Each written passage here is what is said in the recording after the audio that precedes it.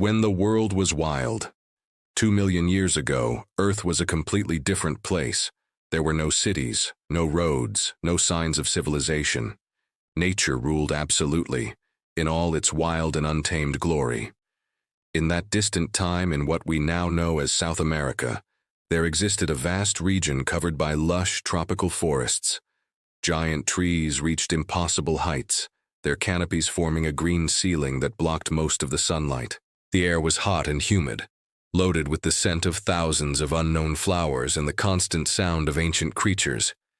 It was a world dominated by primal forces. The sun burned more intensely, storms were more violent, volcanoes roared more frequently, and the winds were living beings, conscious, powerful. It was in this primeval setting that our story begins. In the heart of the ancestral forest where winds met and danced in infinite spirals, there was a sacred place. It was a circular clearing, perfectly symmetrical, as if some invisible force had drawn its outline with mathematical precision. No tree grew there. No plant dared invade that space. The oldest spirits of the forest called this place the Cradle of Winds, where new air spirits were born when conditions were right, when the perfect balance between temperature, pressure, and energy aligned. Chapter 1. The Birth of a Storm. It was on a special morning, when the rising sun painted the sky with shades of orange and purple, that something extraordinary happened. A whirlwind began to form in the center of the clearing. Small at first, no bigger than a fallen leaf, it began to grow, spinning faster and faster. Dry leaves were sucked into the vortex. Dust and small twigs began to orbit around the center. The air hummed with a strange, almost musical frequency. And then, in a flash of golden light, the whirlwind exploded in all directions. When the dust settled, something new existed in the world. It had no solid physical form, but it was undeniably real. It was conscious. It was curious. It was alive. It was Saci'ru. The newborn wind spirit had no memories, no knowledge of the world. Everything was new, fascinating, full of possibilities. He could feel the forest around him, every tree, every creature, every drop of dew on the leaves. He could feel the movement of air, the invisible currents connecting everything. Who am I? Saci'ru thought, though he didn't exactly know what thoughts were. A voice answered, deep and ancient as the earth itself. You are wind. You are freedom. You are Saci'ru. The young spirit looked around and saw for the first time the wind elders. There were 7 magnificent spirits, each representing a different direction and quality. Zephyr, the gentle west wind, Boreas, the cold north wind, Auster, the warm south wind, and so on. Welcome to the world, little one, said Zephyr, his voice like a soft breeze. You were born for a special purpose. A purpose? Asked Saci'ru, his voice like wind whistling through leaves. We all have a role, explained Auster, whose heat made the air shimmer. Zephyr brings gentle rains. Boreas cools the air in hot seasons. I warm the earth when necessary. And you? Me? Saci'ru was genuinely curious. The elders exchanged meaningful glances. There was something different about this new spirit, something they hadn't seen in millennia. You will discover soon enough, said Boreas, a touch of concern in his icy voice. But first, you must learn our laws. The following days were a revelation for Saci'ru. The elders taught him everything about being a wind spirit. He learned how to move through trees without breaking branches, how to whisper through leaves without startling them, how to carry seeds from one place to another, helping the forest grow and spread. The wind has responsibilities, Zephyr explained as they floated over a green valley. We are not just force, we are part of a delicate balance. Saci'ru watched, fascinated, as Zephyr moved clouds across the sky, bringing rain to a parched area. It was beautiful, yes, but it also seemed limited. What if I want to do more? Asked Saci'ru. More. Auster frowned what would be his forehead, if winds had foreheads. What do you mean by more? I mean, what if I want to blow harder, create bigger whirlwinds? Make the trees really dance? A heavy silence fell over the elders. Finally, Boreas spoke, his voice loaded with authority. There are limits, young Saci'ru. Limits that cannot be crossed. If we blow too hard, we destroy. If we move too fast, we cause chaos. Our power must be used with moderation and wisdom. But why? Saci'ru's question was genuine, without malice. If we have this power, why not use it? Because with great power comes great responsibility. Zephyr responded softly. The forest depends on us for its well-being. The creatures that live in it trust in our moderation. If we lose control, we lose everything. Saci'ru wanted to understand. He really did. But something inside him, something fundamental to his very nature, resisted these restrictions. He could feel the potential within himself, a wild energy yearning to be released. I'll try, he promised the elders. I'll follow the laws. But even as he said this, part of him was already wondering, what if there was another way? Chapter 2. The first rebellion weeks passed. Saci'ru did his best to follow the elders' teachings. He blew gently, moved clouds carefully, carried seeds delicately. But with each passing day, the restlessness inside him grew. It was as if a storm was trapped in his essence, fighting to get out. He dreamed of powerful winds that could change the shape of mountains, imagined giant whirlwinds that touched the clouds, desired to feel the pure adrenaline of limitless speed. One day, while the elders were busy in another part of the forest, Saci'ru made a decision. He needed to know, needed to feel. Just once, he would use his full power. He chose an isolated valley, far from where the main forest creatures lived. I won't hurt anyone, he thought to himself. I'll just experiment. Saci'ru began to spin, slow at first, then faster and faster. He pulled the air around him, creating a vortex.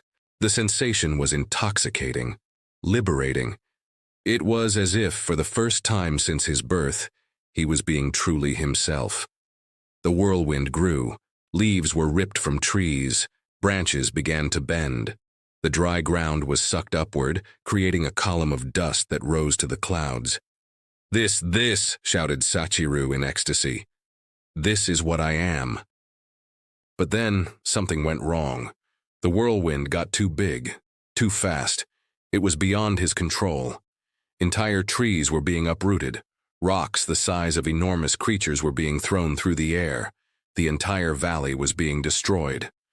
Saci'ru tried to stop but couldn't. The wind had a life of its own now. It was as if he had awakened something primordial, something that couldn't be easily put back to sleep. Saci'ru. Boreas's voice cut through the chaos like lightning. The 7 elders appeared, their forms glowing with power. Together they created a countercurrent, forcing Saci'ru's whirlwind to slow down and finally stop. When silence returned to the devastated valley, Saci'ru floated in the center of the destruction, trembling. Century-old trees lay fallen. The ground was torn up. A nearby river had changed its course. What have you done?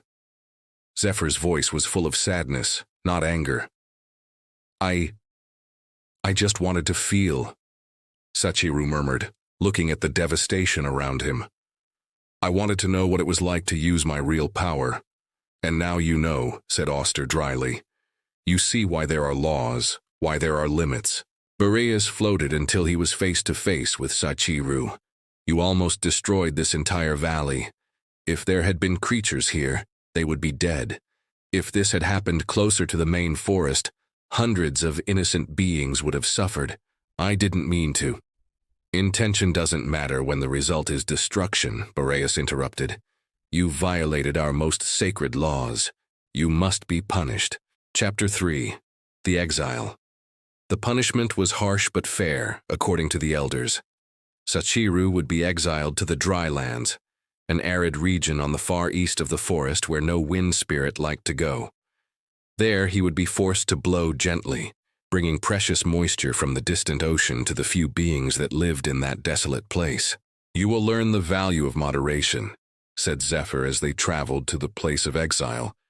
You will learn that being powerful doesn't mean always using all that power. The Drylands were exactly as Saci'ru imagined, desolate, The ground was cracked and dry. Few plants could survive there, and those that did were thorny and resistant. The creatures living in that region were thin and adapted to scarcity. "How long?" asked Saci'ru. "Until you learn," responded Boreas. "It could be 1 season. It could be 100 seasons. It depends on you." And so, the elders departed, leaving Saci'ru alone in his exile. The first days were terrible. Saci'ru was used to the lush forest, full of life and movement. The Drylands seemed lifeless in comparison, too quiet, too empty, too limiting. But slowly, very slowly, something began to change. Saci'ru began to notice things he had never noticed before. He saw how the few plants that grew there were incredibly resilient, surviving with minimal drops of water. He observed how the animals worked together, sharing scarce resources. And then, one day he saw something that would change everything.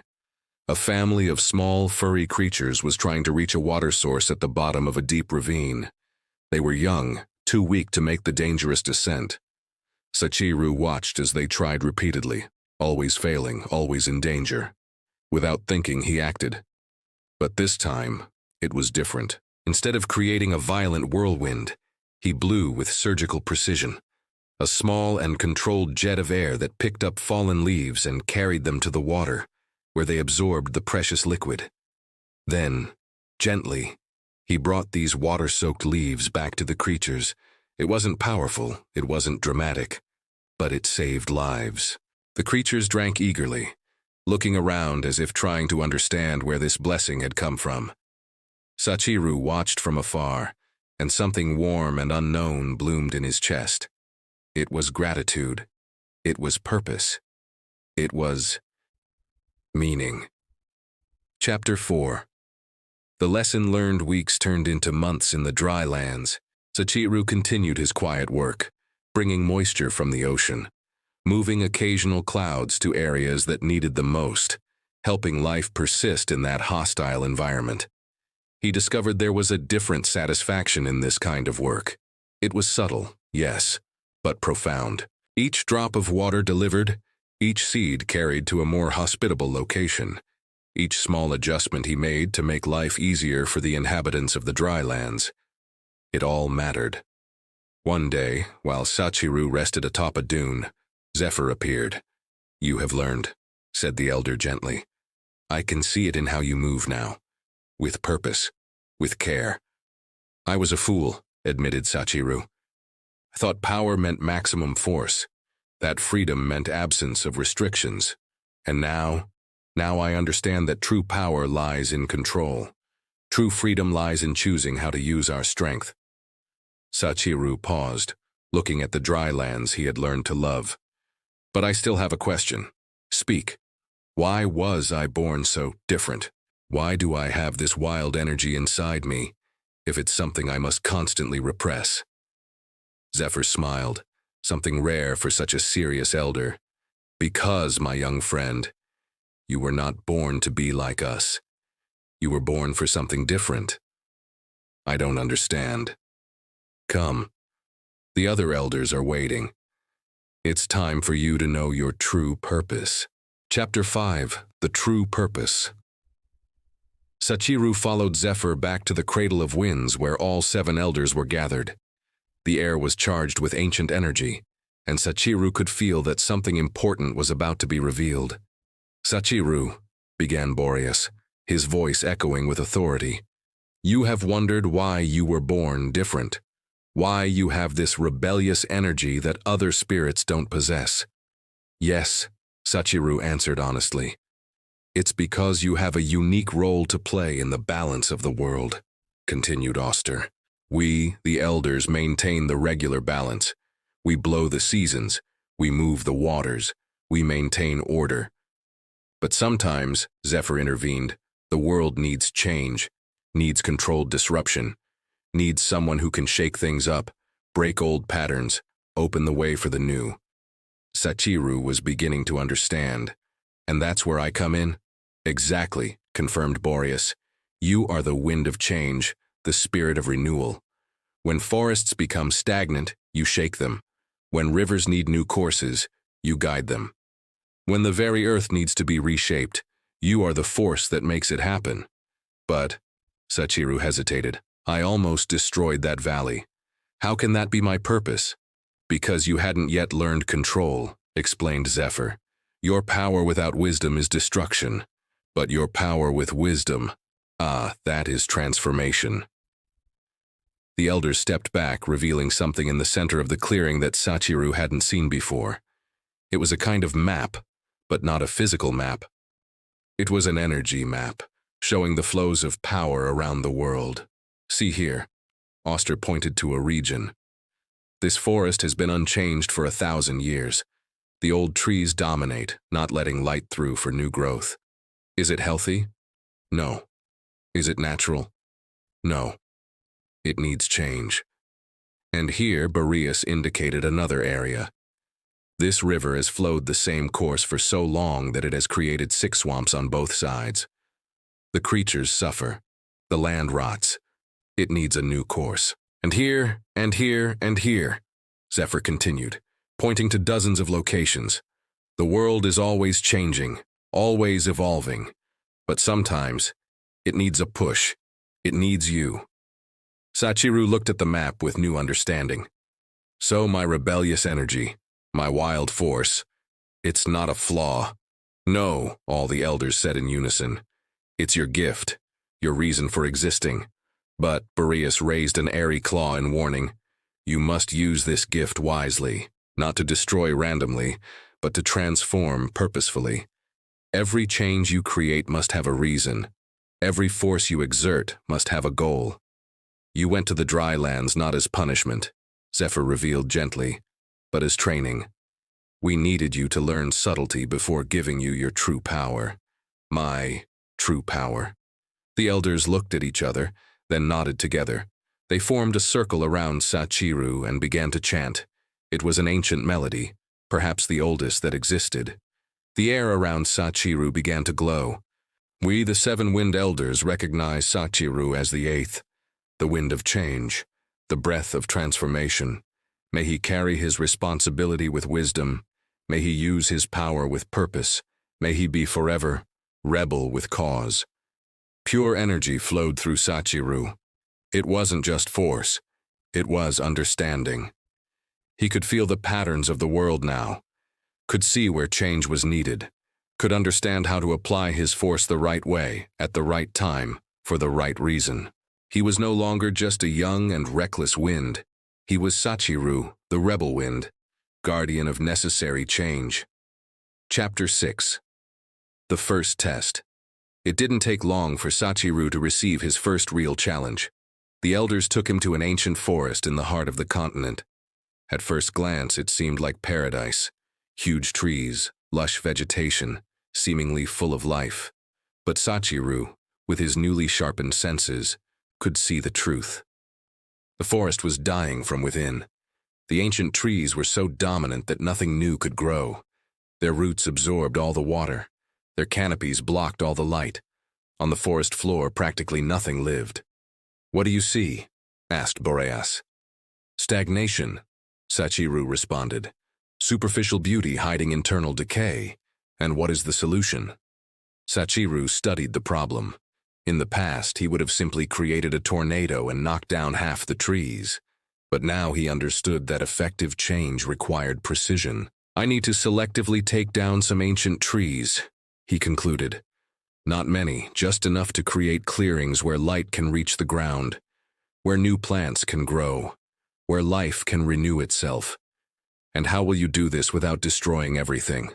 Asked Oster, testing him. Saci'ru thought carefully. I'll create focused winds. Strong, yes, but directed. I'll choose trees that are already sick or weak. I'll knock them down in ways that they fall in places that cause less damage to others. And I'll do this over weeks, not all at once, so the forest can adapt. Zephyr smiled. Then begin. The work was meticulous.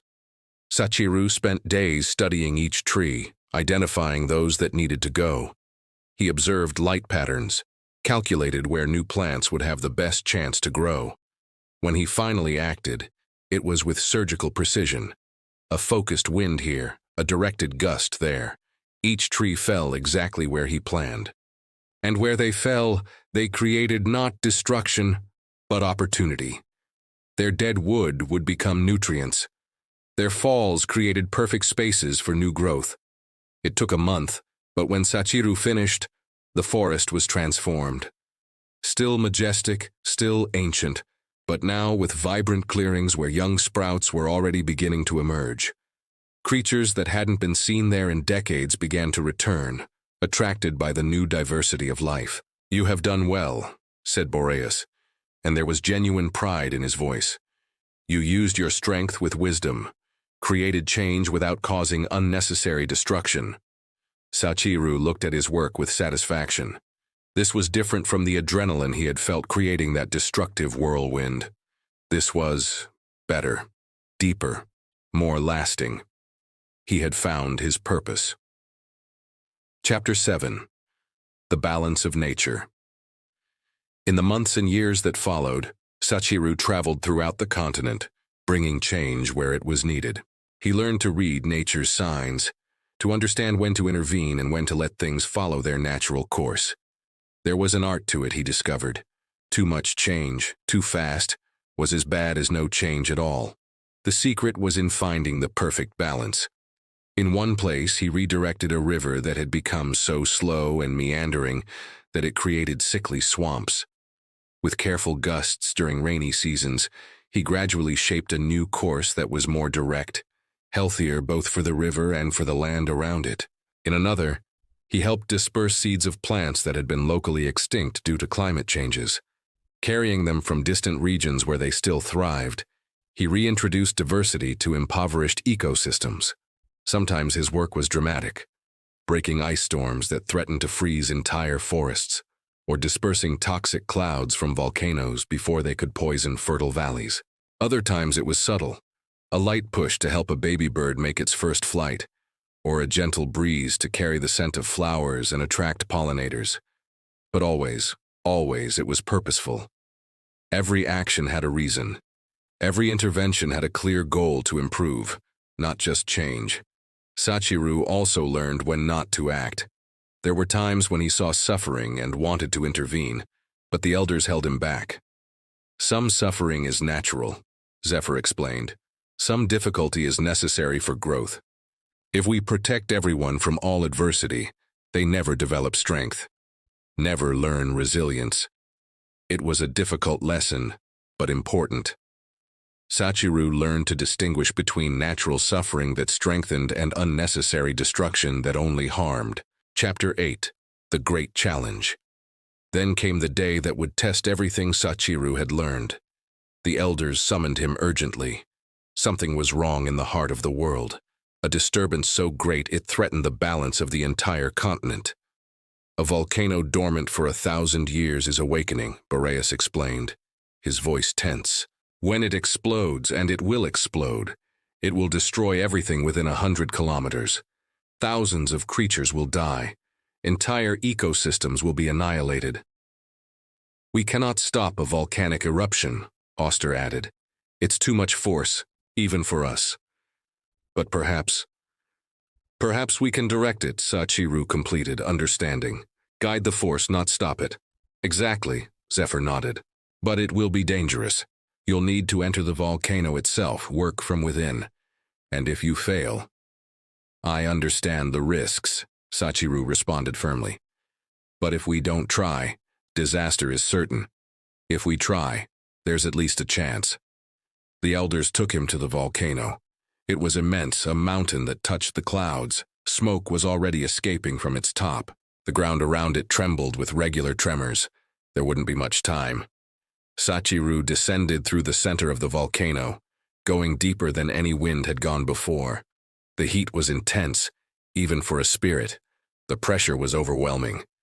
But he continued. In the heart of the volcano, he found what he was looking for: massive chambers of magma under incredible pressure. It was like looking at Earth's own primordial power. Beautiful, terrifying, irresistible. Saci'ru understood what he needed to do. He couldn't prevent the eruption, but he could shape it. He could create air channels that would guide the lava in specific directions, away from the most populated areas. He could use updrafts to carry toxic ash very high, where it would disperse harmlessly. But to do this, he would need more strength than he had ever used. He would need to become a gale, a hurricane, the very embodiment of the wild wind he always was.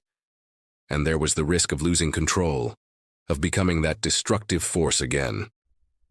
Saci'ru took a deep breath, metaphorically since winds don't really breathe, and made his choice.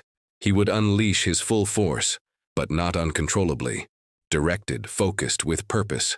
The volcano exploded. Magma jetted into the sky. Toxic gases burst from the crater. The entire mountain shook as if it would split apart. It was apocalypse in physical form. But Saci'ru was there. He became a giant whirlwind, bigger than anything he had created before. But this time every movement was calculated. Every gust had a purpose. He took the column of ash and launched it upward, until it reached altitudes where upper winds would disperse it over 1,000 kilometers, diluting it until it became harmless. He created air channels that pushed the flowing lava in specific directions, away from inhabited forests, toward empty valleys where it could cool without causing harm. It was the hardest thing he had ever done. Maintaining that level of control while exerting that level of power was like trying to hold a star in your hands. Every second felt like an eternity. But he held on. For hours, he worked, shaping the eruption, guiding its fury, transforming destruction into controlled release. When it was finally over, when the volcano had exhausted its fury and settled into quiet rumbling, Saci'ru was exhausted in a way he didn't know spirits could be exhausted. But he had succeeded.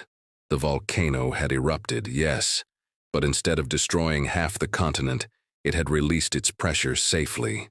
The lava had flowed into unpopulated areas. The ash had dispersed harmlessly. Lives had been saved. Ecosystems preserved. The elders found him floating weakly above the cooling volcano. "You did it," Zephyr said, his voice filled with awe. "You controlled the uncontrollable. You shaped the unshareable." "I just did what was needed," Saci'ru managed to say. "No," Boreas said firmly. "You did what was thought impossible. You proved that power and wisdom can coexist. That being rebellious doesn't mean being destructive. You have become what we always hoped you would be," Auster added. "The perfect balance between force and control, change and stability, chaos and order." Saci'ru looked at the volcano below. It was still smoking, still hot, but it was peaceful now. And around it, despite everything, life was already beginning to adapt. Some plants actually thrived in volcanic soil. Some creatures were returning, curious about the changed landscape. Even in destruction, there could be renewal. Even in chaos, there could be new order. This was the lesson he had truly learned. Chapter 9. The Legacy of the Rebel Wind. Millennia passed. The world changed in ways beyond imagination. The forests Saci'ru once knew transformed, evolved, sometimes disappeared and regrew. New species emerged. Old ones faded away. But through it all, Saci'ru continued his work. He was there when ice ages came, helping to guide the freezing winds in ways that allowed some life to survive. He was there when droughts threatened to turn entire regions into deserts, bringing moisture from distant oceans. He was there when floods threatened to drown ecosystems, dispersing the water more evenly. He became legend, myth. Different cultures that arose told different stories about him. Some saw him as a trickster spirit, playful and unpredictable. Others saw him as a force of nature, neither good nor evil but necessary. Still others saw him as a guardian, protecting the balance. All were correct in their way.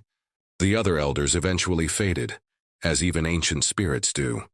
New wind spirits were born to take their places. But Saci'ru remained constant through the ages.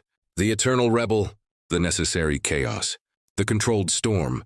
He taught the new wind spirits what the elders had taught him, that power without wisdom is destruction, but wisdom without power is impotence.